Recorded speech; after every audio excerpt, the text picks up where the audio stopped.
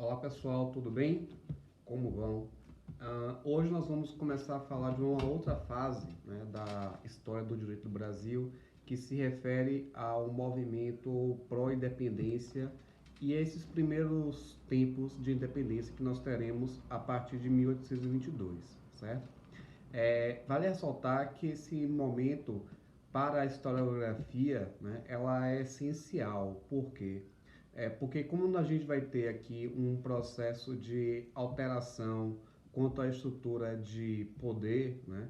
Então nós temos várias versões que a própria história dominante ela conta, né? Ela relata, ela traz isso nos seus documentos de história, né? Então, por conta disso que eu já estou orientando vocês a lerem o capítulo que fala sobre o direito do Brasil imperial, né? E esse processo de independência, tanto no livro de Volckmer, né? Tanto também no livro de Ibsen Noronha, né? Que fala sobre a história do direito brasileiro, que é um livro com a capa azulzinha, que eu também já disponibilizei para vocês em PDF, certo? Bom, o processo de ruptura, né, que nós vamos ter no Brasil com o processo, com a independência, né, em 1822, e na verdade ele começa muito tempo antes, já em 1807, né?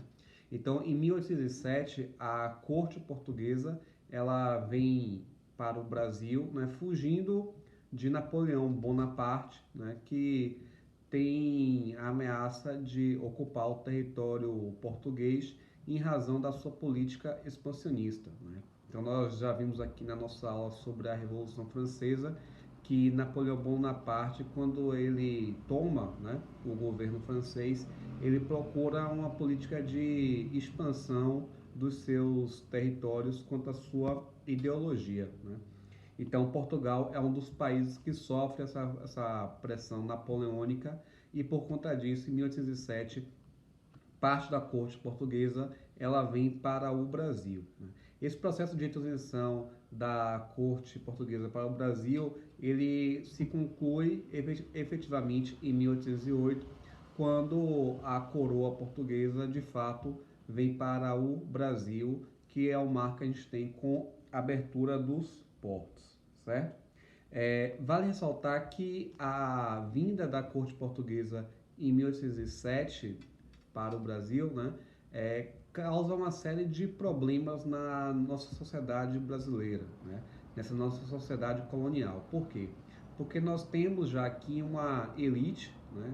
Essa elite ela é composta pelos governadores gerais, né, mais os mercadores, mais aqueles que são donos de engenho, né, que detêm o poder econômico no Brasil neste período, né? E com isso começa então o processo de discussão sobre a independência, né, do Brasil. Lembrando que esse processo de independência ele é um processo que parte das elites, né, embora a gente também tenha em um local ou outro um movimento feito pelos escravos, né, feito pelos abolicionistas, feito também por trabalhadores, né, mas ele é captado principalmente pela elite brasileira que quer, na verdade, a autonomia em razão do governo português, da coroa portuguesa, a fim de que ela mesma possa tocar as questões quanto às ideias liberais referentes aos comércios, aos tratados internacionais, né, às negociações de seus produtos e suas matérias-primas com o resto do mundo, né? Então, basicamente, o processo de independência do Brasil, né, ele tem um viés elitista, né, tem um viés liberal em razão dessas ideias da nossa elite nacional, tá? Em 1807, o governo português, ele tinha na chefe da coroa portuguesa uma mulher, né, que é Dona Maria, e nós tínhamos o príncipe regente, que era Dom João VI, né? Então, com a vinda da coroa portuguesa para o Brasil em 1808, nós demos início então ao período chamado de Joanino, tá? Em virtude desse período joanino e com a vinda da coroa portuguesa para o Brasil, em 1808, o Brasil ele tem uma série de mudanças, né, dentro da sua sociedade em razão das políticas e das pretensões, né, que a coroa portuguesa tem para o Brasil, haja vista que com a sua mudança de Portugal para cá, ela vem a estabelecer aqui no Brasil, mais exatamente no Rio de Janeiro, né, a sede do governo português. Né? Então, com a vinda da coroa portuguesa para o Brasil, você tem um estabelecimento da sede do governo português, da coroa, no Brasil, mas exatamente no Rio de Janeiro. Né? Lembrando que a coroa, primeiramente, ela passa por Salvador, né? E depois é que ela vem a se estabelecer definitivamente na cidade do Rio de Janeiro. Tá? Mas aí, quais são essas mudanças que nós temos como principais neste período? Primeiramente, né, o Brasil passa a ser determinado pela coroa portuguesa uma política expansionista, né, quanto ao país. Então, com isso, nós temos que o Brasil ele passa a se expandir tanto para o norte, né, quanto para o sul. E isso gera uma série de conflitos, né, regionais. O que a gente tem dos principais, né, é a questão da Cisplatina, né, aonde você tem ali a região onde atualmente é o Uruguai, né? Então a gente tem ali um conflito para dominação pelos portugueses daquele território, e nós temos também no norte, na área da Guiana Francesa, né? Lembrando que já aqui nesse período, os franceses já tentaram fazer um processo de colonização do Brasil, né? Onde eles abarcaram tanto no Maranhão quanto no Rio de Janeiro, e dadas as infrutíferas tentativas dos franceses, eles de fato conseguiram colonizar a região onde hoje tem a Guiana Francesa, né? Ou você vai chamar hoje de apenas Guiana, tá? Então, esse também foi um ponto aonde os portugueses eles quiseram fazer uma tomada do território em razão da política expansionista, tá? Além disso, né, com a abertura dos portos, isso foi um ponto muito importante para o Brasil, porque rompeu com o chamado monopólio do comércio exterior. Né? Então, com a abertura dos portos, a elite brasileira, né, ela pôde fazer negociações, tratados internacionais com diversos outros países acerca do comércio de produtos e de matéria-prima. Né? Então a gente não tinha apenas, como era o papel da colônia, né, de remeter os produtos e a matéria-prima aqui do Brasil apenas para Portugal, e possibilitou com que isso fosse feito com diversos outros países, como principalmente a Inglaterra, né, a Holanda, entre outros. Tá? Além disso, também nós tivemos aqui a criação das primeiras universidades, né, depois da vinda de Dom João para cá. Então a gente ressalta aqui, por exemplo, né, as faculdades de Direito em São Paulo, em Pernambuco, né, a Faculdade de Medicina na Bahia, né, que é onde funciona ali no Terreiro de Jesus, né, funcionava, né, ali no Terreiro de Jesus. Então isso para a elite é muito importante. Por quê? Porque anteriormente os filhos, né, das elites nacionais, brasileiras no caso, né, eles iam para a Europa para estudar. Né? Então elas iam para aquelas faculdades tradicionais que a gente já também tratou aqui. Né? Então você ia para Coimbra, para a Universidade do Porto, né, para Lisboa, ia para Bolonha na Itália, né, ia para Oxford na Inglaterra. Então, com o estabelecimento das universidades aqui no Brasil, né, então isso possibilitou o estudo, né, dos filhos dessas pessoas que compõem a elite, né, o que fez com que aumentasse ainda mais o poder da sua elite em razão da diminuição, né, dos custos para a formação dessa sua elite intelectual, né, de doutores, que basicamente você tinha aqui referente a médicos, advogados, depois tivemos também engenheiros, arquitetos e por aí vai, tá? Outra questão importante também é que com a vinda da coroa portuguesa em 1808, nós tivemos a criação da Caixa Econômica Federal, né? Que na verdade era uma instituição financeira com um propósito, né, original, como a gente tem hoje também dela, né? Que é para você propiciar a criação de poupança e de reserva de dinheiro, né? Também tivemos em 1808 a criação do Banco do Brasil, né? Então isso do ponto de vista econômico, isso é importante, né? Porque a partir das instituições financeiras, contratos de empréstimos passaram também a ser realizados também dentro do nosso mercado nacional, tá? Outra questão importante que também nós tivemos aqui foi a criação de museus, de bibliotecas e de teatros, né? Então, por exemplo, aqui em Salvador, nós tivemos onde hoje temos a Praça Castro Alves, né? Ali na Rua Chile, tínhamos, né, um teatro que é o Teatro Dom João VI, né? Fora o Museu Nacional que você tem no Rio de Janeiro, que pegou fogo ano passado, né? Fora a questão da própria Biblioteca Nacional que a gente tem também no Rio de Janeiro, fora também os castelos, né? E monumentos que a gente também tem lá no Rio de Janeiro, mais exatamente em Petrópolis, né? Entre outras cidades, que é fruto desse processo de agigantamento, né? Cultural que o Brasil passou depois da vinda dos portugueses para cá, da coroa portuguesa para cá, certo?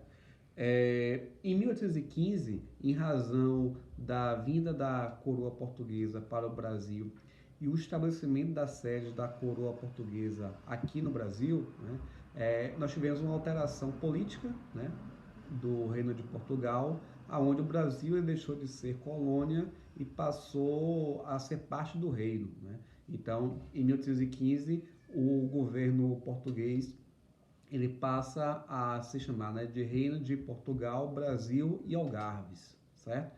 Então, em 1815, nós temos já essa transformação aqui em razão da estrutura colonial do Brasil, certo?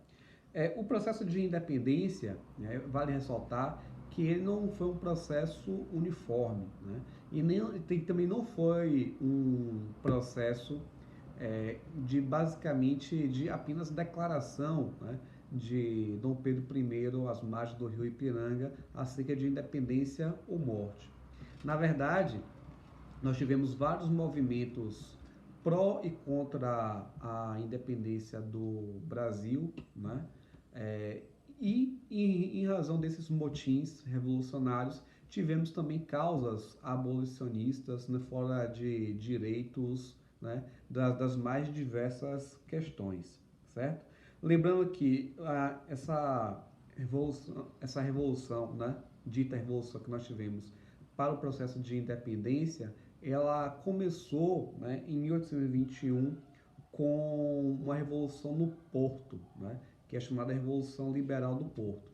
O que tinha essa Revolução Liberal do Porto, né? Essa Revolução Liberal do Porto, ela foi propiciada, né, pela burguesia portuguesa, né, que queria a retomada, né, da coroa portuguesa para Portugal, né, a fim de que lá voltasse a se estabelecer a sede do reino português, a fim de que houvesse uma maior segurança jurídica, né, tanto em face das questões de Napoleão Bonaparte, né, quanto também de políticas efetivas também para proteger a elite portuguesa, né? Então, a elite portuguesa ela estava reclamando que a coroa estava muito ausente, né, já que ela estava no território distante, né, do Brasil, né? Então, ela queria isso, né? E também, por conta disso, ela queria a retomada da exclusividade ou do monopólio, né, do mercado do Brasil para a Europa, né? Então, queria que fosse como era antigamente, antes da abertura dos portos. Apenas poderia haver comercialização das matérias e produtos brasileiros para Portugal, né? Então, isso apontava que a abertura dos portos em 1808 ela foi muito ruim, né, para a própria elite portuguesa quanto a isso, certo?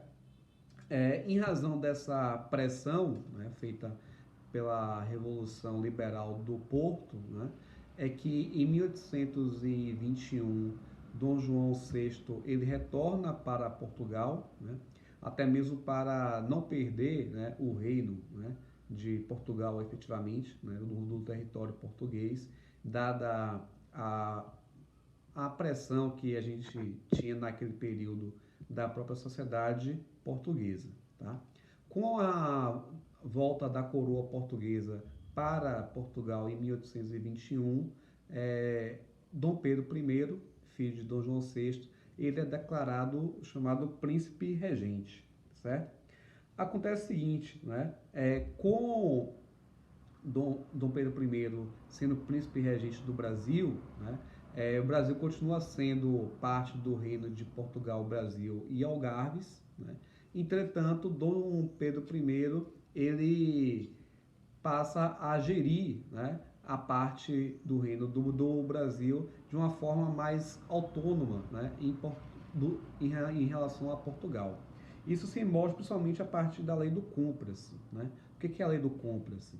Pela lei do cúmplice, todas as normas que vinham da coroa portuguesa, né, em Portugal, que vinham de Dom João VI, apenas tinham sua aplicabilidade no Brasil se fosse autorizado por Dom Pedro I.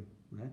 Então isso foi dado como um movimento de pressão, né, pró-independência, né, do Brasil, né, o que gerou inclusive muita indignação pela própria coroa portuguesa e da sociedade portuguesa, porque uma vez que o reino era único, não caberia ao príncipe regente dizer se iria aplicar ou não a norma jurídica que estava sendo vinda, né, da coroa portuguesa, que era o governo, né, efetivamente do governo português. Tá?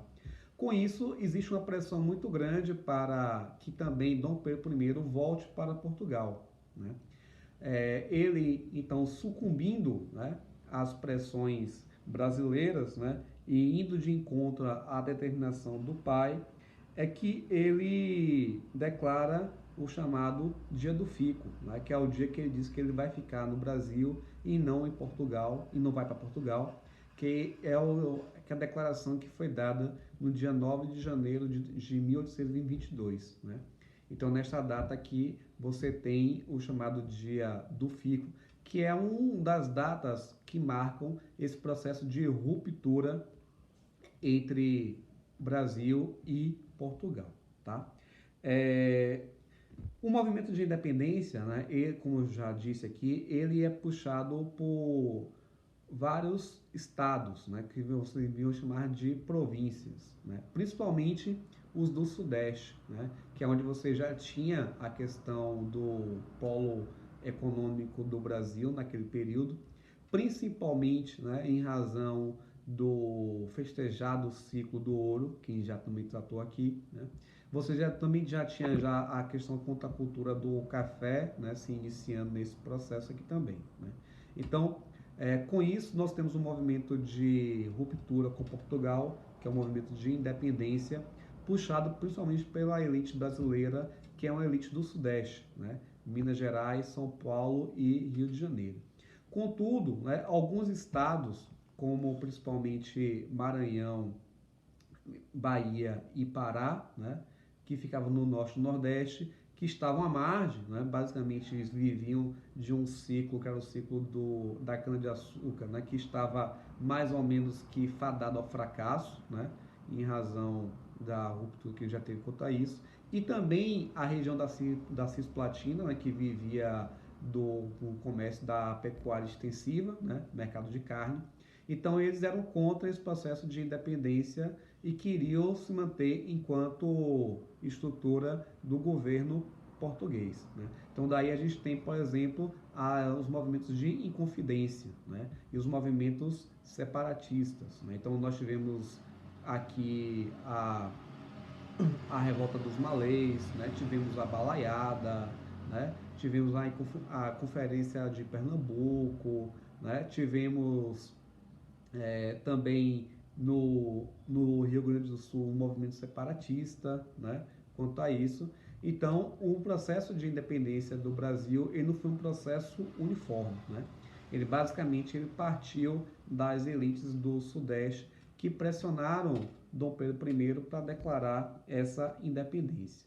Com esse processo, né, muitos abolicionistas queriam que, com o processo de independência, se criasse uma Constituição Federal, né, já com base naquele movimento dos ideais da Revolução Francesa, a fim de que fosse declarada também a abolição dos escravos, né, que era também uma questão defendida pela princesa Leopoldina, esposa, né, de Dom Pedro I, certo? Bom, no próximo vídeo a gente continua sobre o assunto.